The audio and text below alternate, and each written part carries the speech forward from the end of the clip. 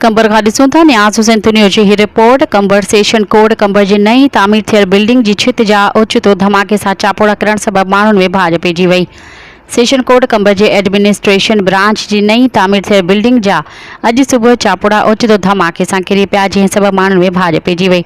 Administration branch जो कमु धरम भरम थी वियो। इन मौक़े ते डिस्ट्रिक्ट बार कंबर जे जनरल सेक्रेटरी अली बख्श चांडियो मेंबर असद अली बुलेदी मीडिया सां ॻाल्हाईंदे चयो त एडमिनिस्ट्रेशन ब्रांच सेशन कोर्ट कंबर जी बिल्डिंग जेका नई तामीर थियल आहे, हिन वक़्त ताईं बिल्डिंग कोर्ट खे हैंड ओवर ई न थी सघी आहे, पर ठेकेदार तरफ़ां नाक़िस मटीरियल इस्तेमालु करण सबबि हींअर ई समूरी बिल्डिंग जी छितियुनि जा चापोड़ा किरण शुरू थी विया आहिनि।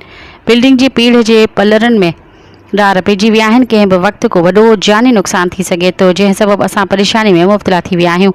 असां chief justice of Pakistan high court Sindh खे अपील था कयूं त बिल्डिंग में नाक़िस मटीरियल इस्तेमालु कंदड़ ठेकेदार जे कयल करप्शन जी जांच करे नई तामीर थियल बिल्डिंग जे सही नमूने रिपेयरिंग कराए असांजी परेशानी दूर कई वञे।